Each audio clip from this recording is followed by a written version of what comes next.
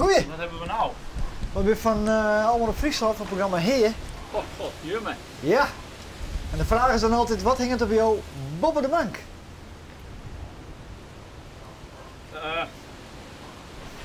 Helemaal niks. Helemaal niks. Nee. Maar we dat misschien even zien? Jongen, dat vals. Ja. Dat is een beetje de truc, hè? Oh zo. Ja. En dan komen we op tv. Nou, het is Ian Gowers. Ah. Dat is een heel verhaal achter. Ah. En een boze hond. Oké. Nou, maar klok. Nou, ja. Ik heb nog een idee hoe het doet. Hallo. Oh, hij doet niks, ja. Waarom had ik mij nog? Dat weet ik niet. De ghetto. Jullie, hè? Zo. Nou is het klaar. Ja, het is een klok Een inderdaad. klok. Ja.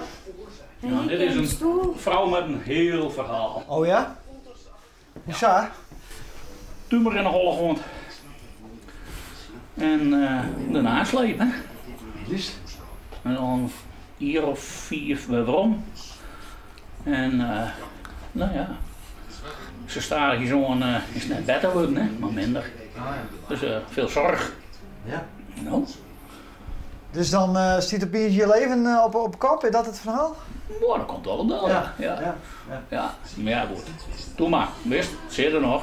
Ja. Nou, en je moet er verder. Je moet roeien met de riem die je hebt en je aanboden worden.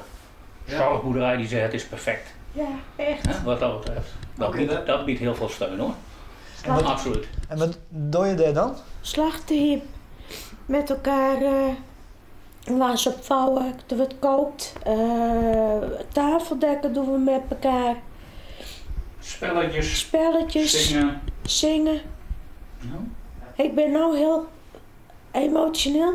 Maar ik zeg dus daar ook altijd, daar ben ik de Jolanda die ik wezen mag. Oh ja. Daar word ik geaccepteerd zoals ik ben. Dat is iets waar ik met liefde heen ga. Ja, dus dat sleept je er wat doorheen. Ja, klopt. Dat overkomt je en je moet er maar dealen. Ja, dus terug kunnen we niet. Alleen maar vooruit. Ja.